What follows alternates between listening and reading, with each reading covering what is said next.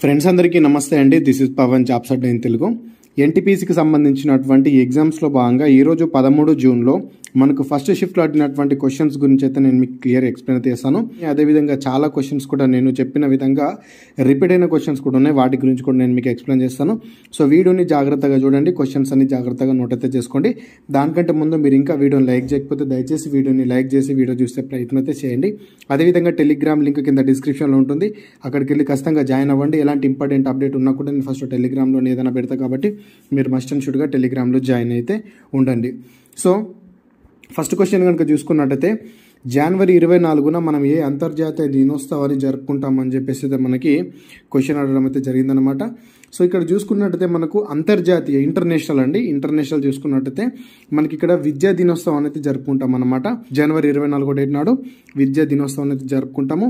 అదేవిధంగా మరి ఇదే డేట్ నాడు మన భారతదేశంలో కూడా ఒక డే అయితే ఉంటుంది, నేషనల్ గర్ల్ చైల్డ్ డే అని చెప్పేసి అయితే మన యొక్క ఇండియాలో కూడా మనం జరుపుకుంటాం. జాతీయ బాలికా దినోత్సవాన్ని కూడా మనం జనవరి 24 డేట్ నాడు జరుపుకుంటాము. కొంచెం చూసుకోండి ఈ డేస్ కూడా. అదేవిధంగా నేషనల్ ఓటర్స్ డే కూడా మనకి ఇంపార్టెంటే. దీనికి సంబంధించి రీసెంట్గా ఒకటి జరిగింది, దీనికి సంబంధించినటువంటి క్వశ్చన్ కూడా మనకు నిన్నటి షిఫ్ట్లో అడగడం అయితే జరిగింది. అయితే నేషనల్ ఓటర్స్ డే ఏ డేట్ నాడు జరుపుకుంటామో ఆ డేట్ని మీరు కింద కామెంట్ అయితే చేయండి. అదేవిధంగా నెక్స్ట్ క్వశ్చన్ చూసుకున్నట్టయితే ఇక్కడ హ్యూమన్ డెవలప్మెంట్ ఇండెక్స్ నుంచి మనకి క్వశ్చన్ అడగడం అయితే జరిగిందనమాట. ఈ యొక్క హ్యూమన్ డెవలప్మెంట్ ఇండెక్స్లో 4వ స్థానంలో ఉన్నటువంటి కంట్రీ ఏది అని చెప్పేసి మనకు క్వశ్చన్ అయితే అడిగారు. సో 4వ స్థానంలో ఉన్న కంట్రీలు చూసుకున్నట్టయితే ఫస్ట్ వచ్చేసి ఐస్లాండ్, సెకండ్ నార్వే, థర్డ్ వచ్చేసి స్విట్జర్లాండ్, ఫోర్త్ వచ్చేసి డెన్మార్క్ అన్నమాట. సో వాటికి సంబంధించినటువంటి స్కోర్ కూడా వాళ్ళు మెన్షన్ చేశారు, చూసుకోండి. అదేవిధంగా మరి మన ఇండియా గురించి చూసుకున్నట్టయితే మన ఇండియా చుట్టుపక్కల దేశాల గురించి కూడా మనం చూసుకున్నట్లయితే మొత్తంగా 193 దేశాల్లో చూసుకున్నట్టయితే భారతదేశం 130వ స్థానంలో ఉంది. సో ఇంతకుముందు 133 ఉంటుంటే ఇప్పుడు 130వ స్థానానికి అయితే వచ్చిందనమాట. సో మన దేశానికి సంబంధించినటువంటి స్కోర్ కూడా మీరైతే ఇక్కడ చూసుకోవచ్చు. సో ఇక మరి మన చుట్టుపక్కల కంట్రీస్ కనుక చూసుకున్నట్టయితే చైనా వచ్చేసి 75వ స్థానం, శ్రీలంక వచ్చేసి 89వ స్థానం, భూటాన్ వచ్చేసి 125వ స్థానం, బంగ్లాదేశ్ వచ్చేసి 129, నేపాల్ వచ్చేసి 145, పాకిస్తాన్ వచ్చేసి 168వ స్థానంలో ఉందన్నమాట. సో ప్రజెంట్ చూసుకుంటే మనం మధ్యస్థ మానవ అభివృద్ధి సూచిలో ఉండడం అయితే జరిగింది. అదేవిధంగా ఈ యొక్క హ్యూమన్ డెవలప్మెంట్ ఇండెక్స్ కనుక చూసుకున్నట్టయితే ఇది యుఎన్డిపి ప్రోగ్రాంలో భాగంగా దీని అయితే రిలీజ్ అయితే చేస్తారు. యుఎన్డిపి అంటే యునైటెడ్ నేషన్స్ డెవలప్మెంట్ ప్రోగ్రామ్ వాళ్ళు ఈ యొక్క హెచ్డిఆర్ అంటే హ్యూమన్ డెవలప్మెంట్ రిపోర్ట్ని అయితే రిలీజ్ చేయడం అయితే జరుగుతుందన్నమాట. నెక్స్ట్ క్వశ్చన్ చూసుకున్నట్టయితే రుద్రదామన్ మధుర అదేవిధంగా గుజరాత్లను పరిపాలించినటువంటి రాజు, ఇతను ఏ రాజవంశ పాలకుడు అని చెప్పేసి క్వశ్చన్ అనమాట. ఈ రుద్రదామన్ ఎవరు అంటే శక పాలకుడు అండి. శక రాజ పాలకుడు ఎవరు అంటే రుద్రదామన్. మీకు ఆప్షన్లో శక అని చెప్పేసి ఉంటుంది, శకని పెట్టేయాల్సి అయితే ఉంటుంది అన్నమాట. సో చూసుకోండి. అదేవిధంగా నెక్స్ట్ చూసుకున్నట్టయితే ఫిబ్రవరి 2025లో ఏ బ్యాంకు వాట్సాప్ బ్యాంకింగ్ సేవలను ప్రారంభించింది? ఈ ఫిబ్రవరిలో అంట, ఓకే జాగ్రత్త వినాలి. ఫిబ్రవరిలో ఏ బ్యాంకు వాట్సాప్ బ్యాంకింగ్ సేవల్ని ప్రారంభించిందంటే ఇండియన్ బ్యాంక్ అయితే ఈ యొక్క సేవలను అయితే ప్రారంభించడం అయితే జరిగిందనమాట. అయితే అదేవిధంగా ఈ యొక్క వినియోగం ద్వారా వాట్సాప్లో బ్యాలెన్స్ చెక్ చేసుకోవడం, ఖాతా తెరవడం, కార్డు బ్లాకింగ్ వంటి మొదలైనటువంటి సౌకర్యాలు మనం ఈ యొక్క ఫీచర్లు అయితే ఉంటుందన్నమాట. అయితే ఎస్బీఐ కూడా మనకు వాట్సాప్ బ్యాంకింగ్ సేవలు అయితే ప్రారంభించింది. కాకపోతే ఇక్కడ వాళ్ళు ఏమని అడుగుతున్నారంటే ఓన్లీ ఫిబ్రవరిలో మాత్రమే అడుగుతున్నారు. కాబట్టి ఫిబ్రవరిలో చేసింది ఎవరు అంటే ఈ యొక్క ఇండియన్ బ్యాంక్ అని చెప్పేసి గుర్తుపెట్టుకోండి. సో రీసెంట్ కరెంట్ అఫైర్ మీద మంచి పట్టుంటే ఇటువంటి బిట్స్ మీద మీరు ఈజీగా పెడతారు. అంటే ప్రతిరోజు పేపర్ చదివే వాళ్ళు ఇటువంటి ఈజీగా చేస్తారు. నెక్స్ట్ క్వశ్చన్ చూసుకున్నట్టయితే బ్రిటిష్ పాలనలో మొదటి మున్సిపాలిటీ ఎప్పుడు ప్రారంభమైంది అని చెప్పేసి క్వశ్చన్ అనమాట. మొదటి మున్సిపాలిటీ అనమాట. బ్రిటిష్ పాలనలో మనకు మొట్టమొదటి మున్సిపాలిటీ ఎక్కడ ఏర్పడ్డా అంటే మద్రాసులో అయితే ఏర్పడ్డా అండి. మద్రాస్ అంటే మనకు చెన్నై. సో అక్కడ ప్రారంభించడం అయితే జరిగిందనమాట. మరి ఎప్పుడు ప్రారంభించారు అయ్యా అని చూసుకున్నట్లయితే 1687, 1688 మధ్యలో ఈ యొక్క మున్సిపల్ కార్పొరేషన్ అయితే వీళ్ళు ప్రారంభించడం అయితే జరిగిందనమాట. సో ఇది ఇండియాలోనే కాదండి, బ్రిటన్ కంట్రీలో కూడా మొట్టమొదటిగా ఏర్పడినటువంటి మున్సిపాలిటీ ఏది అంటే మన చెన్నై మద్రాసు మున్సిపాలిటీనే గుర్తుపెట్టుకోండి. నెక్స్ట్ క్వశ్చన్ చూసుకున్నట్టయితే 1857 తిరుగుబాటుకు సంబంధించినటువంటి క్వశ్చన్స్ మనకి ఇక్కడ 2 అడిగారంట. సో ఒకటి చూసుకున్నట్టయితే 1857 తిరుగుబాటు ఎక్కడ ప్రారంభమైంది అని చెప్పేసి క్వశ్చన్ అండి. సో ఇది ఎక్కడ ప్రారంభం అయితే మనకు మీరట్ నుంచి ప్రారంభం అయితే జరుగుతుంది అనమాట. మీరట్ నుంచి ప్రారంభం అవుతుంది. నెక్స్ట్ క్వశ్చన్ చూసుకున్నట్టయితే చోటా నాగ్పూర్ పీఠభూమి నుండి ఉద్భవించేటటువంటి ప్రధాన నది ఏది అని చెప్పేసి క్వశ్చన్ అనమాట. ఈ చోటా నాగ్పూర్ పీఠభూమి నుంచి మనకి ఏ నది ఏర్పడుతుందంటే దామోదర్ నది అయితే మనకి ఏర్పడడం అయితే జరుగుతుందన్నమాట. ఈ యొక్క పీఠభూమి నుండి ఉద్భవించేటటువంటి ప్రధాన నది ఏదయ్యా అంటే దామోదర్ నది అండి. ఈ యొక్క దామోదర్ నది జార్ఖండ్లోని చోటా నాగ్పూర్ పీఠభూమి నిర్మించి పశ్చిమ బెంగాల్లోకి అయితే ప్రవేశిస్తుందన్నమాట. ఈ చోటా నాగ్పూర్ పీఠభూమిలో కూడా ఎక్స్పెషల్లీ కమర్పత్ కొండల్లో ఇది జన్మించడం అయితే జరుగుతుందన్నమాట. నెక్స్ట్ క్వశ్చన్ చూసుకున్నట్లయితే 1857 తిరుగుబాటు సెప్టెంబర్లో ఎక్కడ ముగిసింది అని చెప్పేసి క్వశ్చన్ అడిగారంట. సో మనకు 1857 తిరుగుబాటు సెప్టెంబర్లోనే ముగుస్తుంది కదా. అయితే ఇది ఎక్కడ ముగుస్తుంది అంటే ఢిల్లీలోనే ముగుస్తుంది అనమాట. సో దీన్ని ఢిల్లీలోనే లాస్ట్గా అణచివేయడం అయితే జరుగుతుంది. ఈ తిరుగుబాటు యొక్క ప్రధాన కేంద్రాన్ని అయితే క్లోజ్ చేసేసి బ్రిటిష్ వారు 1857 సెప్టెంబర్ 21న ఢిల్లీని తిరిగి ఈ యొక్క స్వాధీనం చేసుకోవడం అయితే జరిగిందనమాట. అదేవిధంగా భారతదేశంలో ఏ రాష్ట్రంలో ఫిబ్రవరి 2025లో 8 మంది మరణించినట్లు అంటే హిమపాతం సంభవించింది. 8 మందికి కారణమైనటువంటి హిమపాతం అన్నమాట. దీన్ని మనం ఏమని పిలుస్తామంటే యావలాంచ్. ఇప్పుడు మంచుకొండ అంటే మంచు అనేది విరిగి పడుతుంది కదా, పడి అట్లా చనిపోయిన వాళ్ళు మనకు రీసెంట్గా ఫిబ్రవరిలో జరిగిందండి. అది ఎక్కడ సంభవించింది, ఎక్కడ జరిగింది అని చూసుకున్నట్టయితే ఇక్కడ ఉత్తరాఖండ్ రాష్ట్రంలోని చమోలి జిల్లాలో అయితే జరుగుతుంది ఇది. ఈ ఘటనలో దాదాపు 8 మంది అయితే మరణించడం అయితే జరుగుతుంది. ఇది రీసెంట్గానే కాబట్టి దీని గురించి కూడా మనకు క్వశ్చన్ అడగడం అయితే జరిగింది. అదేవిధంగా ఈ పాలకులలో మౌర్య రాజ్య వంశం కాని పాలకుడు ఎవరు అని చెప్పేసి క్వశ్చన్ అనమాట. ఒక్క బిట్టు చూడండి, ప్రతి షిఫ్ట్లో కూడా మౌర్యులకు సంబంధించినటువంటి క్వశ్చన్ మాత్రం ఉండలేదు. ఖచ్చితంగా ప్రతి ఒక్క క్వశ్చన్ అన్న వీళ్ళకి సంబంధించి టచ్ అయితే చేస్తున్నాడు. కాబట్టి నేను గతంలో కూడా మౌర్యులకు సంబంధించినటువంటి A to Z ఇన్ఫర్మేషన్ చెప్పాను. సో మంచి రాసుకున్న వాళ్ళు ఇబ్బంది ఏమి ఉండదు, చూసుకోండి. అదేవిధంగా నేను గత వీడియోస్లో చెప్పాను కాబట్టి మీరు ఇంకా రాసుకోకపోయినా జాగ్రత్తగా రాసుకోండి. ప్రతి షిఫ్ట్లో వీళ్ళ గురించి ఒక బిట్ అయితే ఖచ్చితంగా ఉంటుంది. అయితే ఇక్కడ ఏమని అడిగారు అంటే రాజవంశం కాని పాలకుడు ఎవరు అంటే మరి అయిన వాళ్ళు ఎవరో మనకు తెలవాలా. కాబట్టి అయిన వాళ్ళు ఎవరయ్యా అంటే ఫస్ట్ మనకు చంద్రగుప్త మౌర్యుడు వస్తాడు, తర్వాత బిందుసారుడు వస్తాడు, తర్వాత అశోకుడు వస్తాడు, తర్వాత దశరథ మౌర్యుడు వస్తాడు, తర్వాత సంప్రాతి వస్తాడు, తర్వాత శాలిశుక వస్తాడు, తర్వాత దేవవర్మన్ వస్తాడు, దాని తర్వాత శతధన్వన్ వస్తాడు, అతని తర్వాత లాస్ట్కి బృహద్రథ వస్తాడు. వీళ్ళందరూ కూడా ఎవరు మౌర్య రాజ్యవంశ పాలకులు. అయితే మీకు ఆప్షన్స్లో వీళ్ళు ముగ్గురిచ్చి ఇంకొక పర్సన్ అయితే ఇచ్చిందంట. అతను ఎవరంటే పుష్యమిత్ర శృంగుని ఇవ్వడం అయితే జరిగింది. ఈ పుష్యమిత్ర శృంగుడు ఎవరు అంటే ఈ యొక్క బృహద్రథ ఎవరైతే ఉన్నారో ఈ బృహద్రథకు సంబంధించినటువంటి ఆ సేనాని అనమాట. ఈ చివరి పాలకుడైనటువంటి మౌర్య రాజ్యంలో చివరి పాలకుడైనటువంటి బృహద్రథను చంపేసి ఈ పుష్యమిత్ర శృంగుడు శృంగ వంశాన్ని ప్రారంభించడం అయితే జరుగుతుంది అనమాట.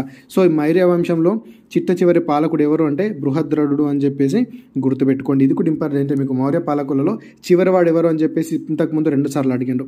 కాబట్టి ఇతను ఎవరు ఓడించి ఒక కొత్త రాజవంశాన్ని స్థాపించినట్టు కూడా చూసుకోండి. ఎవరు పుష్యమిత్ర శృంగుడు. ఏ రాజవంశాన్ని స్థాపించడంటే శృంగ వంశాన్ని అని చెప్పేసి గుర్తుపెట్టుకోండి. ఇక నెక్స్ట్ చూసుకున్నట్టయితే 73వ రాజ్యాంగ సవరణకు సంబంధించి మనకు క్వశ్చన్ అయితే అడిగారన్నమాట. ఈ 73వ రాజ్యాంగ సవరణ ప్రకారం ఏర్పడినటువంటి 3 అంచెల పంచాయతీరాజ్ వ్యవస్థలో దిగువ స్థాయిలో ఎవరు ఉత్తమంగా పనిచేస్తారు అని చెప్పేసి క్వశ్చన్ అడిగారు. సో మనకు 3 ఉంటుంది, ఒకటి ఫస్ట్, సెకండ్, థర్డ్ అని చెప్పేసి. ఈ 3 అంచెల వ్యవస్థలో కనుక చూసుకున్నట్టయితే ఈ గ్రామ పంచాయతీ వ్యవస్థ ఇది స్థానిక అభివృద్ధి పథకాలను అమలు మరియు గ్రామ స్థాయిలో గ్రామీణ ప్రజల ప్రత్యక్ష భాగస్వామ్యాన్ని నిర్ధారిస్తుందన్నమాట. అదేవిధంగా గ్రామ పంచాయతీ గ్రామీణ ప్రాంతాల్లో ప్రజాస్వామ్యానికి ప్రాథమిక యూనిట్గా కూడా ఇది ఒక పరిగణించబడుతుందని చెప్పేసి గుర్తుపెట్టుకోండి. అదేవిధంగా ఇది స్థానిక సమస్యలను పరిష్కరించడంలో అత్యంత ప్రభావవంతంగా కూడా పనిచేస్తుంది అని చెప్పేసి కూడా గుర్తుపెట్టుకోండి. అదేవిధంగా ఈ 73వ రాజ్యాంగ సవరణ కనుక చూసుకున్నట్టయితే గ్రామీణ ప్రాంతాల్లో పంచాయతీరాజ్ వ్యవస్థను సంబంధించి ఈ సవరణ కిందకైతే వస్తుందన్నమాట. ముఖ్యంగా గ్రామ పంచాయతీ, అదేవిధంగా బ్లాక్ పంచాయతీ అని చెప్పేసి, ఈ బ్లాక్ పంచాయతీ మనం ఏరియా పంచాయతీ అని చెప్పి కూడా అంటాము. ఇప్పుడు బ్లాక్ ఉంటుంది కదా, బ్లాక్ పంచాయతీ, ఏరియా పంచాయతీ అంటాము. అదేవిధంగా జిల్లా పంచాయతీ అనే 3 అంచెల వ్యవస్థలు ఈ యొక్క రాజ్యాంగ హోదా ఇవ్వబడుతుంది అనమాట. ఈ 73వ రాజ్యాంగం ఏం చేస్తుందంటే ఈ యొక్క పంచాయతీరాజ్ వ్యవస్థకు సంబంధించినటువంటి ముఖ్యంగా గ్రామ పంచాయతీ, అదేవిధంగా బ్లాక్ పంచాయతీ, అదేవిధంగా జిల్లా పంచాయతీ, ఈ యొక్క 3 విభాగాలు అయితే ఇందులో ఉంటుందని చెప్పేసి అయితే గమనించండి. దీన్ని మనం 3 అంచెల వ్యవస్థ అని చెప్పేసి కూడా అంటాము. ఇది కొంచెం ఇంపార్టెంట్ చూసుకోండి. అదేవిధంగా 74వ రాజ్యాంగ సవరణ ఏంటయ్యా అంటే ఇంతకుముందు చెప్పింది ఏంటి, గ్రామీణకు సంబంధించింది, ఇదేంటి మున్సిపాలిటీలకు సంబంధించినటువంటిది అన్నమాట. సో ఇదేంటి 1982లో చేసినటువంటి సవరణ. సో పట్టణ పంచాయతీ వ్యవస్థ లేదా మున్సిపాలిటీలకు సంబంధించినటువంటి రాజ్యాంగ సవరణ 74వ రాజ్యాంగ సవరణ. సో ఈ యొక్క 73వ రాజ్యాంగ సవరణ గ్రామీణ, 74వది పట్టణ లేదా మున్సిపాలిటీ అని చెప్పేసి గుర్తుపెట్టుకోండి. నెక్స్ట్ వచ్చేసి 40వ రాజ్యాంగ సవరణ దేనికి సంబంధించింది అని చెప్పేసి క్వశ్చన్ అన్నమాట. గుర్తుపెట్టుకోండి, భూ సంస్కరణలకు సంబంధించినటువంటి రాజ్యాంగ సవరణ అది. నెక్స్ట్ క్వశ్చన్ చూసుకున్నట్టయితే 2025 మార్చి 11, 12 తేదీలలో 57వ జాతీయ దినోత్సవం సందర్భంగా మన ప్రధాన నరేంద్ర మోడీ అయితే వేరొక దేశానికైతే ముఖ్య అతిథిగా అయితే పాల్గొనడం అయితే జరిగిందనమాట. ఆ దేశం పేరు ఏంటి అని చెప్పేసి క్వశ్చన్ అండి. ఆ దేశం పేరు మారిషన్.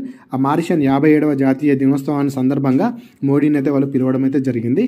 సో అక్కడికి వెళ్ళడం కూడా జరిగింది. నెక్స్ట్ క్వశ్చన్ చూసుకున్నట్టయితే భారతదేశంలోని ఏ రాష్ట్రంలో 4 ఎడారులు విస్తరించి ఉన్నాయి? 4 ఎడారులు విస్తరించడం అంటే క్వశ్చన్ ఏంటి అంటే మనకుంది ఒకటే థార్ ఎడారి ఉంటుంది, కాకపోతే థార్ ఎడారి 4 రాష్ట్రాల్లో విస్తరించి ఉంది అని చెప్పేసి గుర్తుపెట్టుకోండి. ఓకేనా. అత్యధికంగా ఎక్కువ మనకు రాజస్థాన్లో ఎక్కువ ఈ యొక్క ఎడారి ప్రాంతం అయితే ఉంటుంది.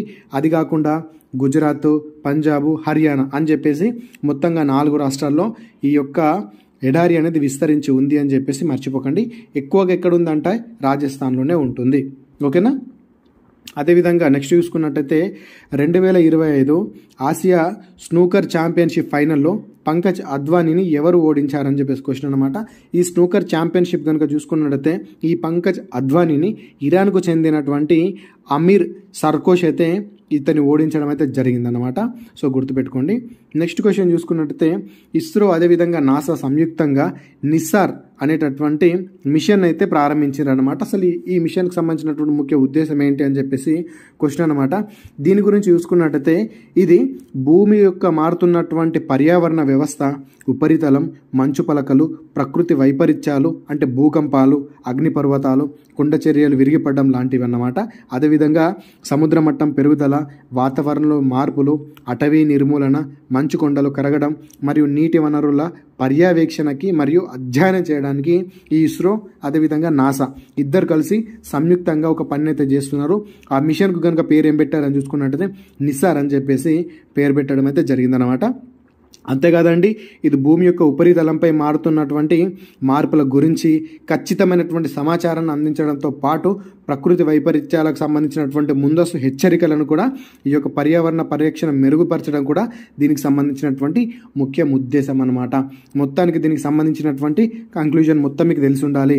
ఏంటి ఈ నిస్సార్ అనేటువంటి మిషన్కు సంబంధించినటువంటి విధి విధానాలు ఏంటి మొత్తం నేను మీకు ఇక్కడ చెప్పడం అయితే జరిగింది. ఈ నిస్సార్ అనేటటువంటి మిషన్ని ఏ 2 దేశాలు కలిసి పనిచేస్తున్నాయంటే ఒకటి మన నాసా, ఇంకోటి ఇస్రో. ఇస్రో అంటే ఇండియా, నాసా అంటే అమెరికా అని చెప్పేసి గుర్తుకు రావాలి అందరికీ.